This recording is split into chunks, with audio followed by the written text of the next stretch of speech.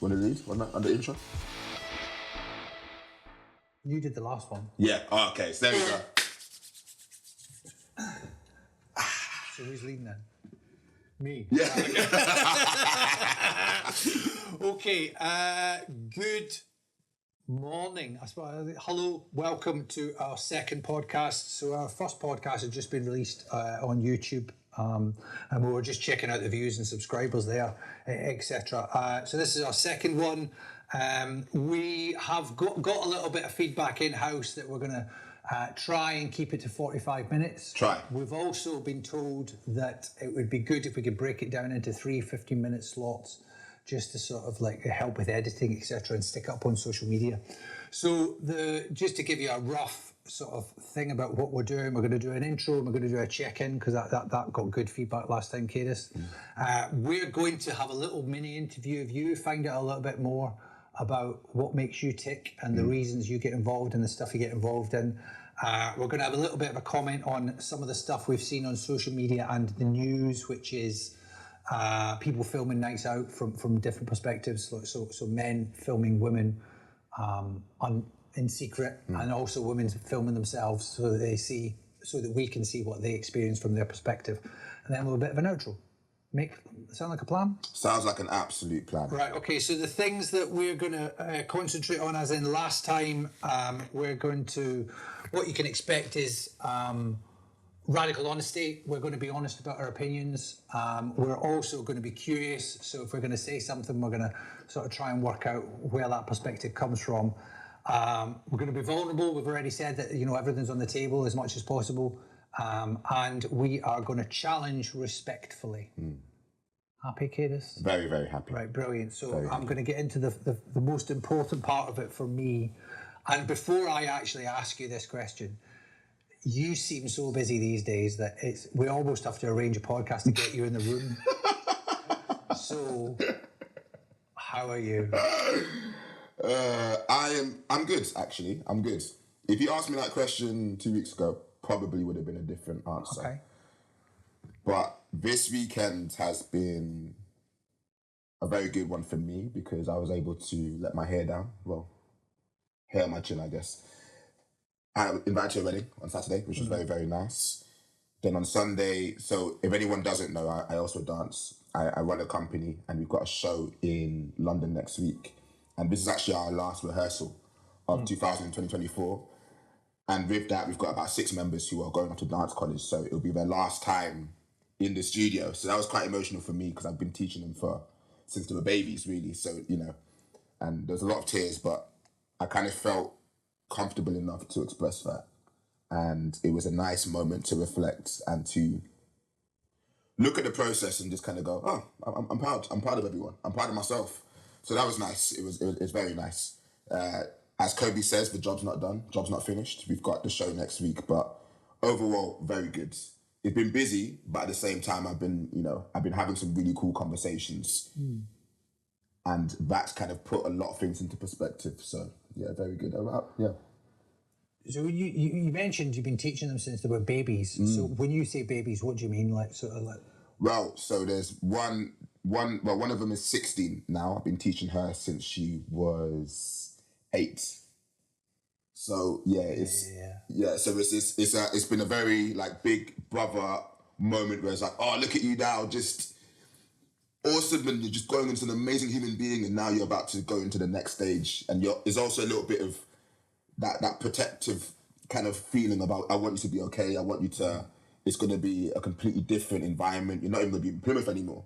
So I want to make sure that you are good, and have I done enough to prepare you for that? Yeah, you've got the tools. And there's a lot of those questions that you ask yourself, but at the same time, it's just kind of allowing them to do what they need to do and just trust that they will get it right eventually. So yeah, it's been really, really good.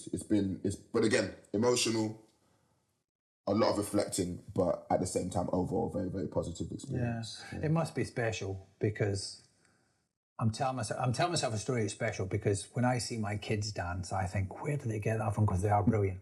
But the kids that you're talking about are not brilliant. They are off the scale brilliant. Yeah. So seeing that development and then also let pushing it into the world. Yeah, definitely. Go forth and do your stuff. Definitely. Must be even more special. Yeah, definitely. And you've also kind of seen them like through different phases in their life. So they're completely different people to when you first met them to wherever you are now. And it's almost like, I wonder where you're gonna be in like 10 years time. Yeah. And I always say that, it's like whenever you get to that stage, don't forget me. I wanna get a shout out at some point. But no, it's all jokes aside, it's been a very, very, it's something that I don't take for granted. I think that it's, as teachers in general, you have a responsibility to not only safeguard, but to give your students as much knowledge as you can give them in a way that they can digest. Because I think that's also important. The dancing stuff is fine because that's just muscle memory and being consistent. But are you good people? Are you someone that's going to self-reflect? Can you handle criticism well? Are you someone that can make corrections when need? Are you going to be consistent? Are you going to work hard? Are you going to be kind? So a lot of these things that you try to impart, and you also look at yourself and go, well, actually, how am I impacting them? Because I'm also human too, and I'm also going for my own stuff. And I might come into the studio one day, and I might not be 100% because I'm dealing with stuff at home. So how is that affecting them? And has that affected them to a point where it might change how they respond to certain things? Yeah, so there's a lot of questions that I've been asking and kind of going, have I done enough? But ultimately, it's just making sure that they're good and they can, move forward. So, and it's a community effort too. I'm proud of you as well because you said something about you're proud of yourself. And so I remember last time I said something about you and you were like, oh, I don't accept compliments well. So you've been able to compliment yourself and be like, do you know what? You've done a good job there, and pat yourself on the back is important. Yeah, for sure. And I'm still dealing with that. But again, I think that's a natural thing. But it's just about, holding space and allowing myself to kind of go, well, actually, no, you've also worked really hard. You've also overcome a lot of things in your personal life, which is, I think, will benefit the people around you because, the more you do that, and we've had that conversation before the cameras about you allowing yourself the time and the space to kind of go, well, actually, this is important. And this is something that I should also hold space for myself because it ultimately affects everyone else and all the other relationships. So, yeah. But how are you? Enough about me. How are you? How are you feeling? Yeah, good. So it's, I was counting up the time that it's taken for us to edit the first one and stuff, and so there has been a couple of months in there. And I feel quite the same. If you've talked to me, that's not true. If you talked to me 2 weeks ago, I would have had the same perspective. And I sometimes think it's quite boring because I'm like, yeah, I'm good. But I also feel as if I have to make a statement of when I wasn't perhaps good. So there's a couple of things did happen. And it's only because of the opportunities on the journey. So I was walking around in a real bad mood at home. And I was cleaning up after the kids, and I was just like annoyed. You know when you're walking around, you're like feeling as if everybody should to be able to read your mind, but they can't read your mind, and you get upset with them because they can't read your mind. And my wife said to me, "What's going on? What's going on for you? What's happening? Why are you so upset about this? They're just being kids." And this thing popped in my head. And honestly, if you'd said to me that, so I'm actually not convinced it has happened. It did happen because it did happen, but you could just as easily convince me that it didn't. But I remembered something from my childhood that there was a thing about tidiness, and I've inherited that thing about tidiness, but I've also inherited the trouble I got in for not being tidy was I worry about them experiencing that. So I took it way over the top, and it was my wife saying to me, "What's going on with you there?" that allowed me that space to, what is that all about? And actually, and I ended up speaking to a friend about it, and he was like, "Scott, it's kids will be kids, and they're not going to tidy. You didn't, and that's why you got in trouble for it. So it's okay. So it's just that space, being afforded that space is good." But I pulled I had a conversation with my wife. It was either pulled my groin or I've got a hernia. So I couldn't run was the upshot. So I was trying to run, but couldn't, and I ended up not running for a while. And then I got COVID. So that sort of put paid to that for 2 weeks. And if I'm not running, I'm just a bear with a sore head. I'm just a nightmare to be with. Not a nightmare. So be dealing with that sort of thing. But yeah, generally quite good. Just living life, but also just enjoying that space where I haven't occupied it. I really haven't. I'm a 57-year-old man. I haven't occupied that space of how I feel about stuff. And I think it sort of links into, when you said you don't take compliments well, I think I don't take attention well because the attention I received wasn't positive. So be the grey man. Or people pleaser and just be quiet and under the radar. And if you step over the radar, you step over the radar in a good way. But the best way is not to do it at all. So when someone says, "Oh, that's really good," you're like, "Oh, enough about that. How do I move forward?" Let's ignore that bit. But and I learned that from you a little bit because you called that out and said, "I don't take compliments well," and you made me think, yeah, I probably don't either. I could probably take them a lot more graciously. So I'm just living in that sort of space at the moment. But yeah, generally. It's interesting you say that, yeah, because I feel that the change happens when you start to ask yourself the tough questions. Because I think the reason it's called the work. It's called the work. 100%. And that's why it's called that. 100%. Because it's almost now you brought it into the light, and you can't really, even though you may ask a question and kind of go, well, actually, I've asked it, I'm going to ignore it, but it's already out there now, so it's just going to be in your subconscious, just there. Sits there waving. Yeah, definitely. Hello. Yeah, and you find those moments where, and it's really it's fun that you say, well, not fun, but it's interesting when you say, when you don't have that outlet, your mood is then affected, and the fact that you're able to notice that and say, well, actually, because I'm not doing that, then this could also be the ramifications of that. And it's like, well, actually, I'm also very much aware that this is how it also may affect the people around me. Or the people around you noticing it and having the space that they can actually say, press pause. Yeah. And have a check-in. Yeah. Creating that space together to be able to do that is good. And that's powerful. And again, big up to your wife for creating that space, because absolutely. It's really, I think as men in general, when you have a partner that will hold you accountable, but they also kind of understands, well, actually, I'm not going to push you this way, because I know that if I push you this way, it's gonna evoke a negative response. But actually, so your wife would have been like, well, okay, pause. Now, you like to think. You're a very intuitive person. So you just did that, or you just said that. Why did you say that? And allowing you the space to kind of go. And that's powerful. That's really, really powerful. She used my own weapons against me, which is great. It's like when you get them back, you're like, oh, what's going on here? I can't say no, because this is what I do. So it's brilliant. But yeah, generally quite good. All the partners out there. Absolutely, the quiet warriors as well. Oh my goodness, yeah.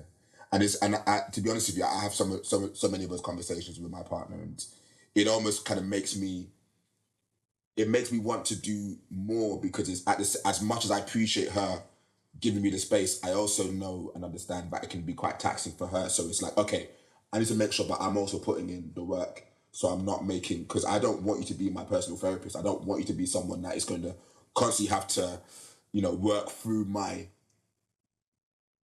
S word stuff. And it kind of makes me a lot more proactive to make sure that I'm also creating a space where she also feels comfortable and it's not going to be taxing for her. So we're kind of sharing that load, that burden. Yeah. But yeah, it's powerful, and I really learned that just about being in a healthy relationship. So I learn a lot through your conversations with your wife and you explaining that. I learn a lot about myself and through my experiences as well. So I just want to say thank you for that. I really appreciate thanks very much. Yeah. Okay, so after the break, we're having a little bit of a dive into what it's like to be Kadus Smith from Kadus Smith's perspective. So have a break. Yeah. Okay, welcome back everyone, and this is the part of the podcast that we're going to find a little bit more about you, Kadus. So I did, we have got a plan about the podcast, and I have written 4 questions down here, but I've written them in a code so it wouldn't be immediately apparent to you. So I will give you some context for some of the questions. But the first one I wanted to find out is really what makes you tick. So when we talk about core values, what would you say your 3 top core values would be, and why? My 3 top core values. I think one that kind of really resonates with me would have to be transparency. Being very transparent in how I feel, how I think. Because for a very, very long time, I was living in environments where I almost had to hide a lot of my identity and who I was. And because of that, I responded in ways which felt unnatural. And it's kind of weird now, being 34 and looking back, especially in my early to late 20s, I saw the type of version that I was at the time. And it makes me sad. But I've never been one to kind of regret the past. But I do look at myself and kind of go, you just needed, I wish someone was there to really guide you through those periods. So I've always been very, very aware of that now moving forward, and just being transparent and kind of being myself and showing up as myself regardless of what that might be. Because a lot of people say, be authentic, but then no one really understands what it actually means to be authentic. And I think for me, the closest description of that is actually just showing up as myself and being okay with that, and also being brave enough to communicate that and to live with and to work through the discomfort if it does show up in those moments.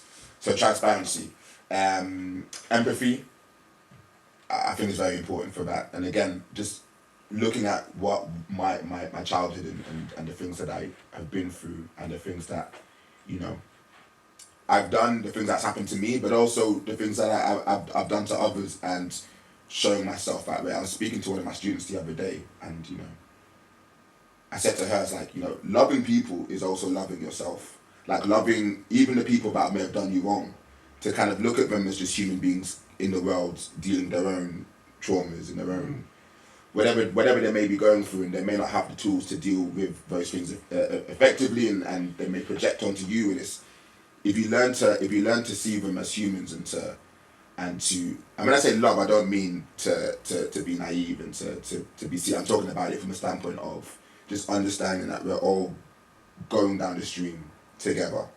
And some people are floating down the stream, some people are trying to swim against the stream, some people are trying to grab onto things. Everyone is floating, but we're all going down the stream regardless. So empathy is a very, very big thing for me. And another core value of mine is consistency. I think it's very, very important. That's something that I never really had growing up. Just the consistency of a father figure, or the consistency of healthy dynamics. So I think for me, it's about being consistent in how I value others and how I value myself. Making sure that I'm being mindful of words that I say, not putting myself down. And just kind of having those 3 things to help uplift me. And a lot of that is kind of based around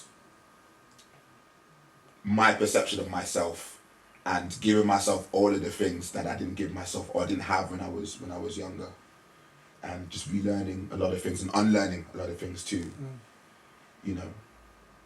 So I think those are the 3 things. Transparency, consistency, and empathy. Yeah. And I guess number 4, if there was one, would be forgiveness. That's what I always say. That forgive yourself. Expand on that. So I was going to ask you to expand on forgiveness, but and you just did there. So yeah, expand on it. Yeah. Forgive yourself. Forgive others. It's very important that we do that, because again, I always try to see the other side, even if I don't agree. I always try to see, like, how did you get there? Yeah. Like, what happened to you? How did you get there? And I think within that forgiveness is also that part of accountability, and holding yourself accountable and holding others accountable. And so that I care about you enough to hold you accountable. regardless of whatever that's going on, because that's a good way for me to then understand and to quote unquote rationalize what's happening.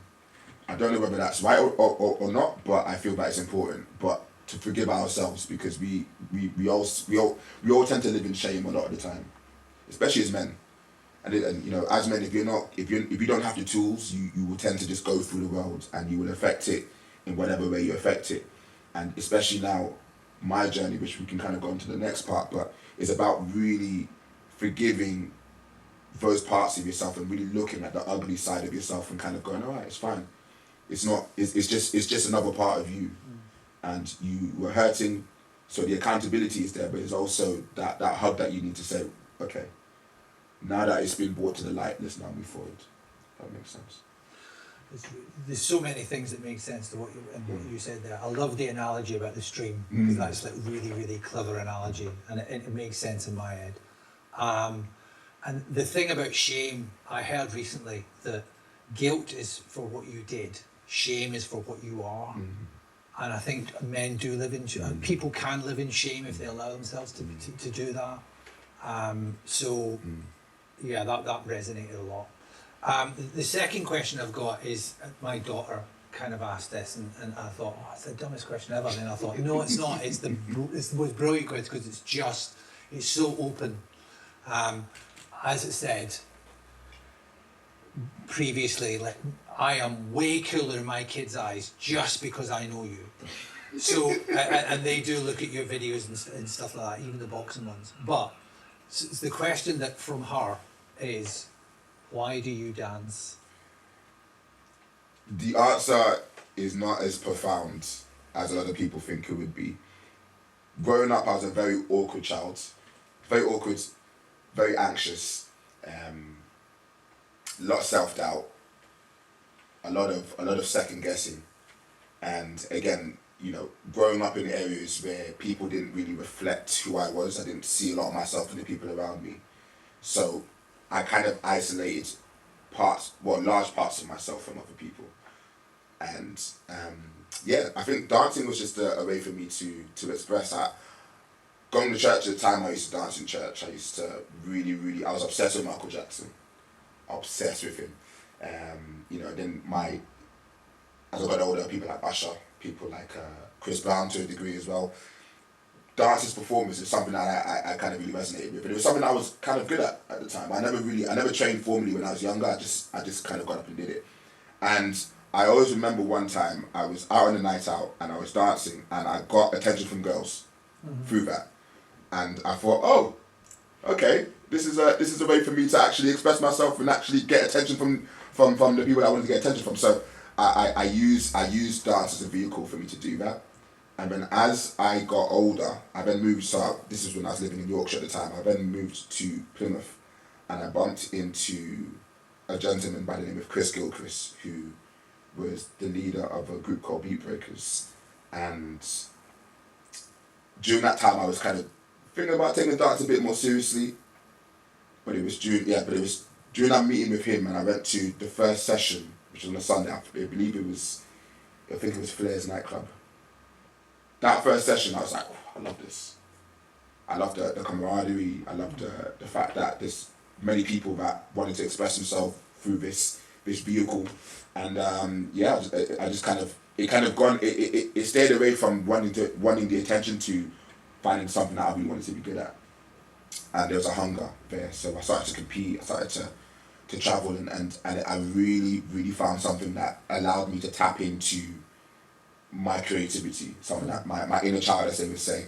And yeah, and it kind of gave me an opportunity to inspire others as well as be inspired, and it was just a continuous thing that grew into something a lot larger. So yeah. I think that's way more profound than you think it is. You said, oh, this is as profound as you think it might be, and I would actually flip that and be like, yeah, it's pretty profound. But it's funny you say that. Yeah, it's funny you say that, because I think this is the first time I've given that answer, because normally it would just stop at, I only started dancing because it was a way for me to attract girls. Right, yeah. But, you know, and that's what it was, because I was very, very nervous. I didn't really know how to communicate. I used to speak really fast. You can always tell when I'm anxious because I'm very fidgety. you know. So dance kind of Let's it is. Yeah, watch out for it. Yeah, but so dance kind of really gave me an opportunity just to really connect and to really just get in tune with how I feel. So yeah, that was Nice. Thank you for that question. Yeah, Oh, you're welcome. Well, don't thank me. Thanks, Charlotte. Charlotte. So we talked about in the last podcast that you said like you almost weren't supposed to be in that room 2 years ago, faithfully. So we are going to talk about the association, but not the reason you were in the room, because as you said, it was almost a happy coincidence, an accident.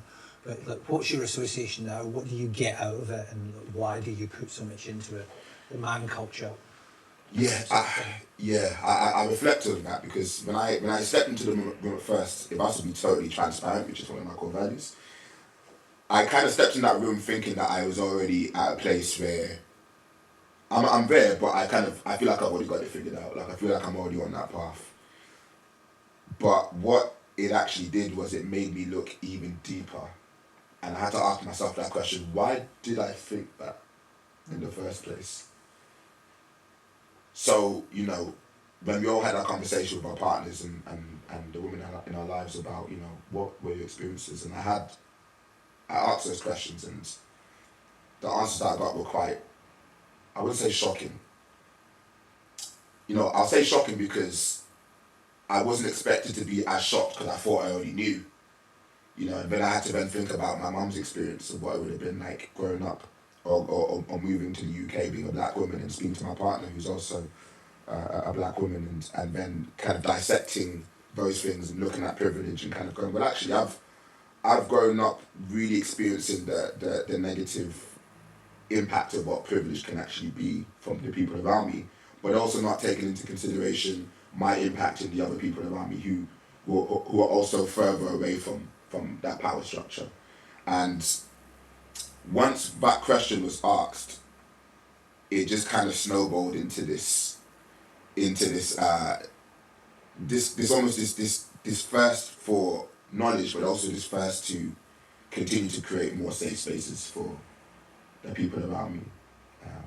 And that was a very, very powerful thing for me, because I had to kind of really look at my own BS and look at my own kind of self-importance in this world, and kind of go, well, actually, that's not what it's about right now. What am I doing? How am I impacting? And even in the ways that I approach people, is that the right way? Am I really taking into consideration what they're doing, or is that my ego? Is it a case of like, oh, I'm only being nice because I feel like I should be nice, or am I being nice because I know it's something that should be done? Because the reason why we're all here today is a lot bigger than what we think and what we feel, because ultimately we're trying to leave whatever this community is in a better space for the people that are coming up. You know, and I think it's very important for us, and that was a very, very big reminder for me to kind of go, well, actually, what is this really about? You know, is this for you? Or is this for us? And if it's for you, then we need to really kind of challenge that and figure out and yeah. So I'm kind of going all over the place there, but yeah, it really kind of made me realize that this mission, this journey that we're all on is bigger than us. It's a lot bigger than us, and it should be bigger than us, because, you know, the problem is a lot more. It's not black and white. There's so many different nuances, and if we're brave enough to have those conversations, not just with other people but with ourselves, then it can start to change and plant the seeds that needs to be planted in order for change to happen. Yeah. So nice one. Yeah, thanks. That kind of resonates. There's quite a lot that you talked about was my experience of it as well. And I think some of it is indicated by you expressing that has made me think, oh yeah, I think that is the thing. Whereas I probably would have looked over it, or I wouldn't have looked at it. It's not until someone says, ask the question, that you actually think of the answer. Yeah. If that makes sense. Yeah. And the last one's like a really easy one. Is that, well, a really easy one. Which, if you could be a superhero, which one would you be and why?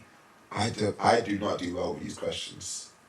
So I used to read a lot of comic books when I was younger. I kind of stopped a few years ago because it just kind of got a bit crazy. What superhero would I be? I don't know, because I think a lot of superheroes are dealing with a lot of trauma. When you really dissect it, because everyone goes, would you like to be Batman? Well, no, because Batman needs a lot of therapy. And I think Batman is struggling with some identity issues there. But I think, even to really get into it. But I think for me, it'd probably have to be someone like maybe Blue Marvel, but then Blue Marvel's time. Okay, actually, let me move away from there. I watch more anime than I do comic books. So if there's one person that I'd probably be is a person called Luffy from One Piece, and he's a pirate who's basically very free-willed. He's a very free-willed. He does things on his own terms, and because of that, he has his superpower is inspiring the people around him. Okay. Even his enemies, he inspires them to do better, and that's probably what's been so endearing about that anime. So if anyone is familiar, you have shonen animes, which is basically power structures where you have your main protagonist who, through time and through, adversity, gets stronger and stronger and stronger. And One Piece follows that. So it's one of the oldest animes, to be fair. It started in the 90s and it's still going to this day. It's on Netflix. It's on Netflix now, yeah. But only the newest arc, the Egghead. Anyway, I'm gonna go off on one. But it follows that shonen, but underneath that is a very complex person. It shows that not everything is black and white, but it also shows the power of somebody who is strong-willed and how he can have an impact on everyone else around him. Where people and the people around him were outcasts, but because of his ability to inspire, brought everyone together. And I really, really love that. And I think if I was to be anyone, it would be him, to inspire people and to actually say, well, actually, you may think that you're not worth it, but through my actions and through my how I view the world, it also changes your views. So I'd have to be Luffy. Nice one, thank you. And you haven't watched One Piece? Watch it. And all you've done now is reinforce at the risk of insulting you further, because I know it's on Netflix and I haven't looked at any of the comics, and a mate of mine said, "Oh, you watched that One Piece?" Because I quite like pirates. Mm-hmm. I know I shouldn't like them because at the end of the day they're dangerous. Yeah, it wasn't a good career decision. I know you've done is reinforce. I really need to watch that One Piece because I've heard good things about it. But yeah, watch it. It's a slow burn, but it's got geopolitics. It's got just the politics behind it. The story. It's a beautiful, very very colourful. Right. Okay. It's a beautiful anime. Okay, so I feel cheated that I could only ask 4 questions. So I think because we've got 15 minutes, but obviously because we're going to run this podcast, we're going to delve deeper anyway. But it was really nice to get a sound bite of what makes Kadus tick. So thanks very much, and we'll talk to you after the break. For the final part in this episode, we preloaded us with a couple of instances. So in the last podcast, we had this subject spare, but we didn't use it. So at the time in April, there was instances of women being recorded in secret on a night out in Manchester. And then more recently, there has been a news story of a woman recording herself. She looked as if she'd lost her friends in a night out in a city, Cardiff, I think it was. And just how men interacted with her in that space. So I just wanted to sort of bring that up. First of all, signpost people to those instances, and then deconstruct it a little bit, because I feel as if there's different. I feel as if this is all about perspective. And I kind of want to get your perspective on it as well, on how you feel about it and how you think about how we could move forward, like collectively as a community, not just how we could move forward. So what's your thoughts on it generally?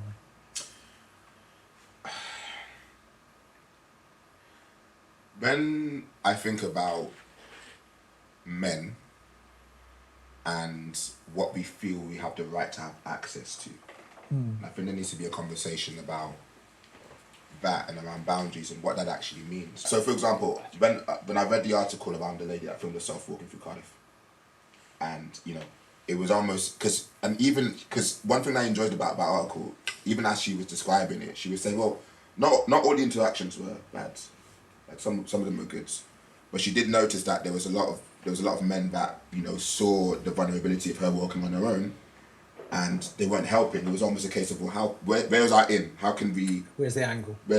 What can we? And you know, it then kind of made me think about, well, what was I like when I was 18, 19, just going out, and is there a case that someone could have felt uncomfortable? Is there a case? Because I'm always thinking to myself, what makes someone comfortable enough to do that? Why is that your first response, your first go to? And again, it kind of goes back to the conversations again I have with my partner around, you know, how she would have feel that there's certain men that she's been around that just felt that they deserved access to you, and when you tell them no, they would then respond either aggressively or, and because of that, my partner, she would kind of develop this almost this kind of real confrontational vibe, because she wants to make sure that people do not kind of disrespect her. And we've had to have conversations about that separately, just about other things, and it's sad. So, you know, and I'm going to try to kind of really form this in a way that it makes sense. But if I was to kind of go about how it made me feel, I felt sad. I felt very disappointed. I felt scared. But at the same time, looking at it from the perspective of a man, and I have to go like, why do we? What is going on through our brains or through their brains where they feel that that's okay, you know? Even when you're filming somebody, why is that the first thing, you know? And again, we have to look at content and the kind of age that we're living in right now, where everything needs to be on TikTok or YouTube, and you're trying to get views, and that kind of takes precedence over someone feeling comfortable. And I've seen that quite a few times where we would kind of prioritize the content rather than the morals. So I think it's a wider... Because it earns clicks. It earns clicks. Because it's controversial. Exactly. Yeah. So, and I think there's always been an issue, but even more so now because we have access to our phones. And people are now automatically brought into that situation that they don't want to be in. And again, it's about those conversations. How can we have those conversations? Where does that start? You know, where does empathy stop and accountability begin? You know, I don't know. Yeah. So how about you? What were your thoughts? Because I've always, as I said just before we started recording, I've always got someone like one of our group in our heads that when they're talking about our, because it's meeting men and boys to discuss masculinity, and it's really easy to go down a path of masculinity looking a certain way, and some of those ways aren't great. But when I look around, I see men of all ages, shapes, sizes interacting very positively with the world. So I think it's perspective. I'm not excusing the behaviour, particularly from... So if I use an analogy, if I walked into a bar and a woman grabbed my ass, I would be chuffed to bits. First of all, because it doesn't happen. So therefore, if it did happen, it's a novelty. It's a one-off. Secondly, I probably don't feel physically threatened because I think generally men are, you know, more able to look after themselves, or feel they might be. So therefore, I might feel less physically threatened. But if I look from a different lens of a woman's perspective, if I walked into a bar and someone grabbed my ass, and then I walked along, so if by the time I got to the bar, that's happened to be 10 times, that's not going to be the same feeling as the novelty of it happening once. So that's where I think about perspectives. It's about, I know if I say something to a woman that might be considered inappropriate, it's harmless, I don't mean anything by it. She doesn't know that, because she doesn't know who I am. She doesn't know. And I suppose it links a little bit to men or people feeling they've got entitlement and access to things that they probably don't have entitlement and access to. But also not understanding the harm that they're doing in the instances of when they say it. So for me, it's a harmless comment. For someone who's receiving that comment, it could be quite hurtful. And I've done that in the past. There was quite famously, well, not famously, it's famous in my mind. There was a woman who she was in the services, and she was awarded the George Cross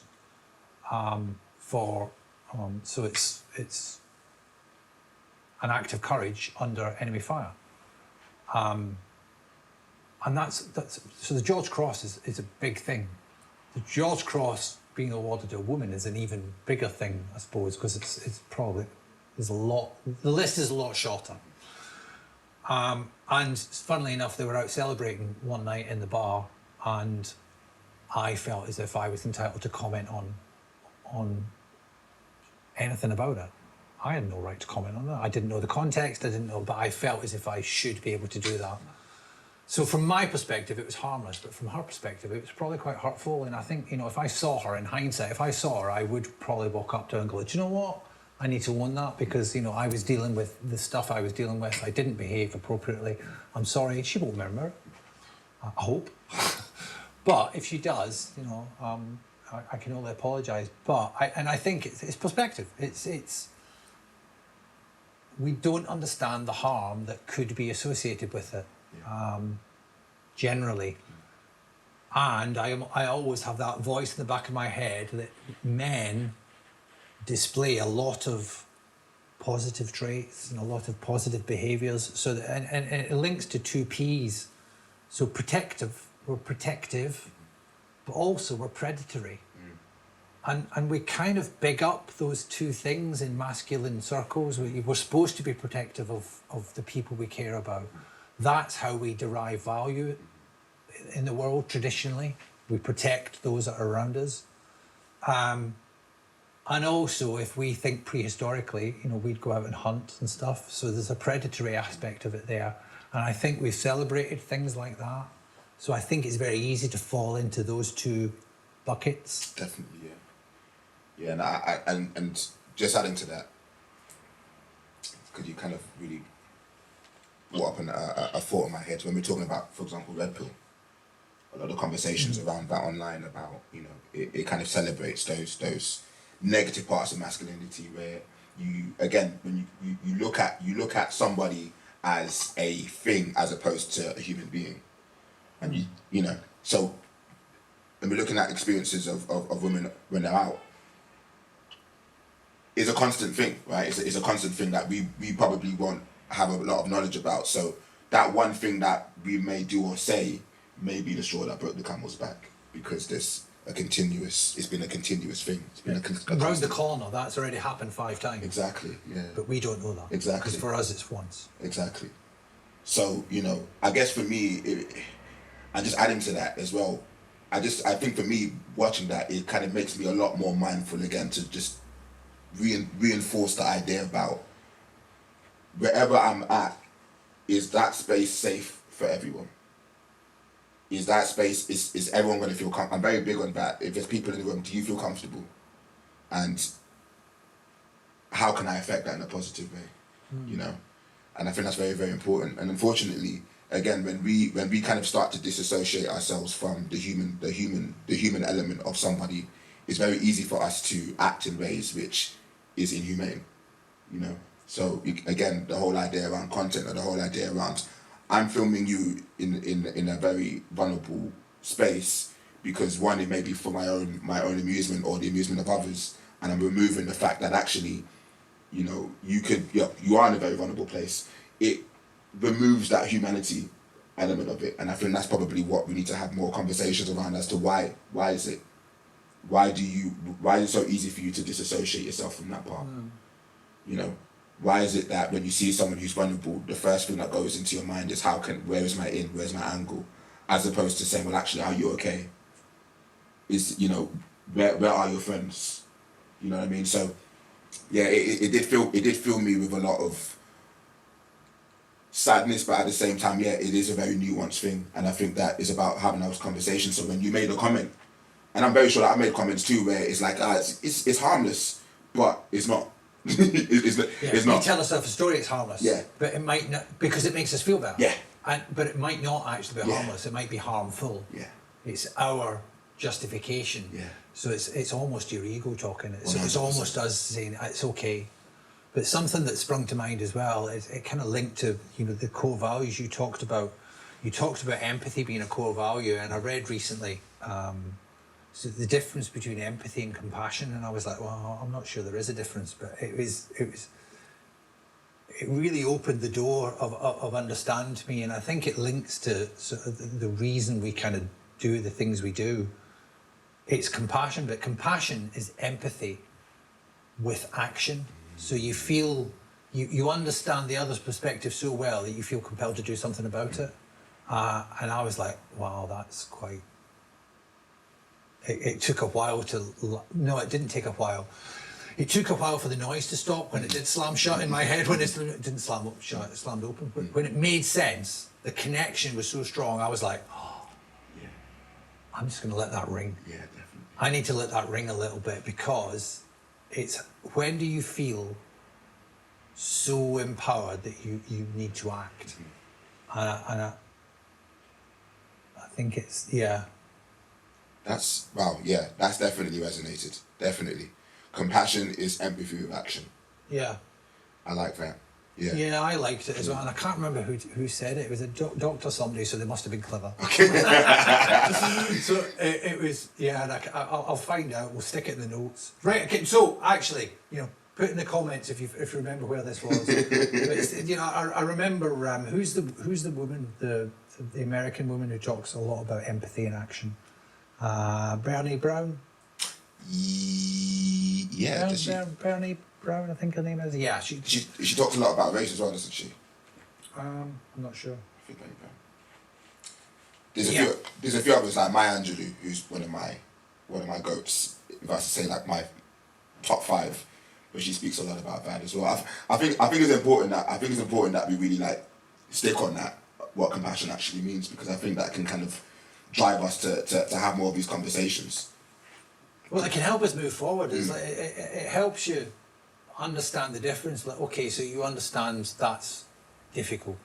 So what do you want to do?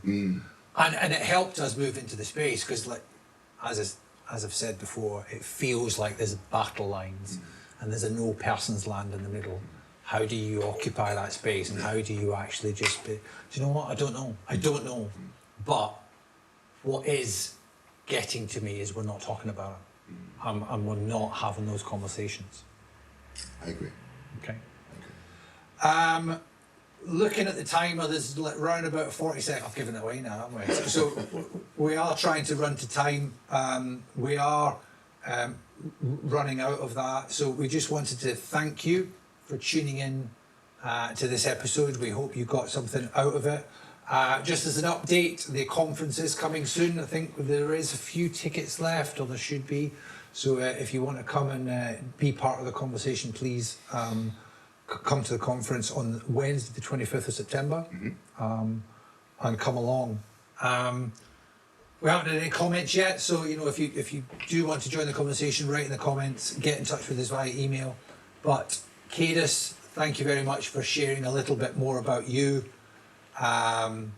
Ali's in the background telling me to look at the camera, so I feel it's a really human response to recognise and acknowledge that. Thanks, Ali. We hope you got something out of it. Please keep in touch. Come to the conference. And as I said, Kadus, thanks very much for sharing what you shared, and we'll see you next time.